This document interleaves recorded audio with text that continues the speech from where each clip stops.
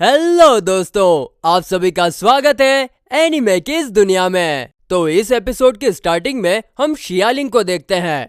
वो अपने guardian spirit को समन करने की कोशिश कर रही थी और इस दौरान वो गार्डियन स्पिरिट के अपीयरेंस को देखकर काफी ज्यादा डर जाती है। वहीं उसके चिल्लाने की आवाज सुनकर लियांग उसके पास आकर कहता है कि आखिरकार तुम अपनी गार्डियन स्पिरिट से कांटेक्ट करने में कामयाब हो ही गई। जिस पर शियालिंग कहती है, घंटा कामयाब, बल्कि मैं उसे देखकर काफी ज्यादा डर गई हूँ। साथ ही में वो यह भी कहती है कि मुझे समझ में नहीं आ रहा कि वो बाहर क्यों नहीं आ रहा है। जिस पर लियांग कहता है कि जनरली गार्डियन स्पिरिट तभी बाहर आती है जब उसका मास्टर किसी खतरे में हो। ये बात सुनकर शियालिंग को याद आता है कि इसीलिए पिछली बार उसकी गार्डियन स्पिरिट ने उसको ट्रक से एक्सीडेंट होने से बचाया था।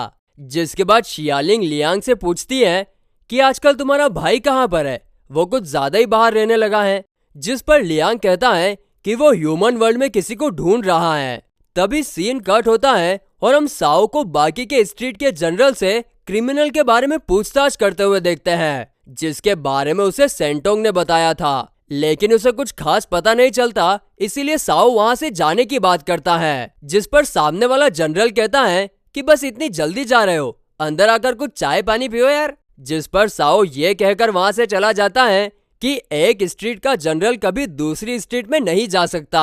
जिसे सुनकर सामने वाला जनरल हैरान रह जाता है, क्योंकि उसे लगता था कि साओ कभी किसी रूल को नहीं मानता। जिसके बाद साओ अपनी जान पहचान वाले लोगों से क्रिमिनल के बारे में पूछताछ करता है, लेकिन किसी को उसके बारे में कुछ पता नहीं होता। वहीं जब वो एक पेट्रोल पंप वाले से क्रिमिनल के बारे में पूछ रहा था, तभी हम देखते हैं कि किंगडम ऑर्गेनाइजेशन का ओनर उसे देख रहा था। मगर तभी पलक झपकते ही साओ वहां से गायब होकर उस रोबोट के पीछे आकर खड़ा हो जाता है, जिसके थ्रू किंगडम ऑर्गेनाइजेशन का ओनर उसे देख रहा था। और फिर वो उस रोबोट का सिर ही उखाड़ देता है। तभी वहां पर सेंटोंग आता है। वहीं उन दोनों की बातों से हमें पता चलता है कि साओ जिस क्रिमिनल को इतनी मेहनत से ढूंढ रहा है, उस पर दरअसल साओ के मॉम डैड के मर्डर का इल्जाम है। इसलिए साओ उसे पकड़कर सजा देना चाहता है। जिसके बाद सेंटोंग एप्पल का लैपटॉप निकालकर टूटे हुए रोबोट के सिर से कनेक्ट करता है, जिसके थ्रू वे लोग डायरेक्ट किंगडम ऑर्गेनाइजेशन के ओनर के साथ वीडियो कॉल पर बात कर पाते हैं। यहाँ पर सेंटोंग बातों बातों में ओनर का नाम जानने की कोशिश करता है, लेकिन ओनर काफी चालाक था। वो उन्हें कुछ नहीं बताता और कहता है कि तुम लोग तो काफी ज्यादा केयरलेस निकले, शियालिंग को अकेला राक्षसा स्ट्रीट में छोड़कर बाहर आ गए। जिस पर साओ कहता है कि राक्षसा स्ट्रीट में बिना मेरी परमिशन के कोई नहीं जा सकता। जिसे सुनकर ओनर हंसने लगता है और कहता है कि यह सब सिर्फ तुम्हारा भ्रम है, मैंने पहले ही मेरे लोगों को वहां पर भेज दिया है। जिसके बाद अगले सीन में हम शियालिंग और लियांग को बात करते हुए देखते हैं, जिस दौरान शियालिंग लियांग से कहती है कि मुझे सब कुछ काफी अजीब लग रहा है कि किंगडम ऑर्गेनाइजेशन को मेरी गार्डियन स्पिरिट चाहिए और मैं अपनी गार्डियन स्पिरिट के साथ कम्युनिकेट नहीं कर पा रही हूँ। और वो क्रिमिनल जिसे साओ ह्यूमन वर्ल्ड में बाहर ढूंढ रहा है, वो पिछले 10 सालों से अंडरग्राउंड था और इसी टाइम पर क्यों अपीयर हुआ। मुझे तो ऐसा लगता है कि ये सब लोग मिलकर जरूर कुछ बड़ा प्लान कर रहे हैं। जिस पर लियांग भी एग्री करता है। आगे शियालिंग ये भी कहती है कि अगर किंगडम ऑर्गेनाइजेशन ने तब हमला किया जब तुम्हारा भाई यहाँ पर ना हो, तो हम दोनों को कौन बचाएगा। इस पर लियांग कहता है कि किसका है ये तुमको इंतजार में हूं ना, तुम मुझे किसी से कम मत समझो।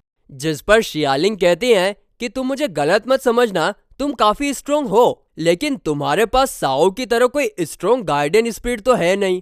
जिस पर लियांग मन में सोचता है कि ये तो बहुत हल्के में ले रही यार। आगे वे लोग कुछ बात करने ही वाले थे कि तभी उन पर एक जाइंट रोबोटिक स्पाइडर अटैक कर देता है, जिसे देखकर लियांग शियालिंग को घर के अंदर जाने के लिए कहता है। जिस पर शियालिंग पहले तो जाने से मना करती है, मगर जब स्पाइडर उस पर अटैक करता है तो वो तुरंत घर के अंदर भाग जाती है। इसके बाद लियांग स्पाइडर पर लाइटनिंग फायर वेपन से अटैक करता है, जिसके कारण स्पाइडर के ऊपर बिजली गिरने लगती है। इससे लियांग को लगता है कि स्पाइडर अब मारा जाएगा, लेकिन स्पाइडर को खरोच तक नहीं आती। जिसके बाद वो लियांग को पकड़ने के लिए अपना जाल फेंकता है, जिससे बचकर लियांग एक बार फिर स्पाइडर पर अटैक करने की कोशिश करता है, मगर इस बार स्पाइडर उसे दूर फेंक देता है और शियालिंग को अपने जाले से पकड़ लेता है। ये देखकर ओनर काफी ज्यादा खुश होता है और साओ और सेंटोंग से कहता है कि तुम दोनों यहीं पर बैठे रहो और वहां मैंने राक्षसा स्ट्रीट में शियालिंग को पकड़ भी लिया है।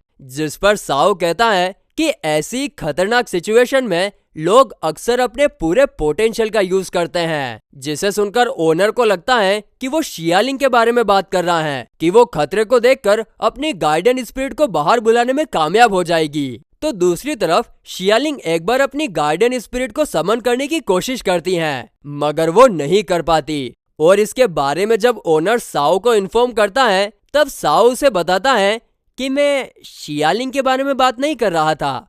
तभी सीन कट होता है और हम लियांग को देखते हैं। वो काफी ज्यादा गुस्से में था। इसके बाद वो गार्डियन स्पिरिट को बुलाने वाला जेस्चर करके अपने गार्डियन स्पिरिट टैंक को बाहर बुलाता है, जिसके साथ मिलकर वो स्पाइडर को काफी ज्यादा कड़ी टक्कर दे रहा था। और ये चीज देखकर स्पाइडर अपने छोटे छोटे बच्चों को मैदान में उतारता है लियांग और टैंक के साथ फाइट करने के लिए, जिसे देखकर लियांग टैंक के साथ मिलकर अपना सबसे खतरनाक मूव यूज करता है, जिसका नाम होता है पियर फ्लावर। इसमें टैंक मिसाइल्स को हवा में छोड़ता है, जिसके कारण वहां पे एक फॉर्मेशन तैयार होती है, जिसमें से निकल रही एनर्जी से वहां पर काफी बड़े बड़े धमाके होते हैं, जिसके कारण स्पाइडर मर जाता है। अब ये चीज देखकर सेंटोंग ओनर से कहता है कि फाइट करने से पहले अपने अपोनेंट के बारे में जान लेना चाहिए। जिसके बाद वो कहता है कि राक्षसा स्ट्रीट पर दो भाइयों का राज चलता है, जिसमें से एक जनरल साओ को तो तुम जानते ही हो, और दूसरा उसका भाई लियांग, जिसे लोग बॉम्बर कहकर भी पुकारते हैं। तो इस तरफ शियालिंग को समझ में ही नहीं आ रहा था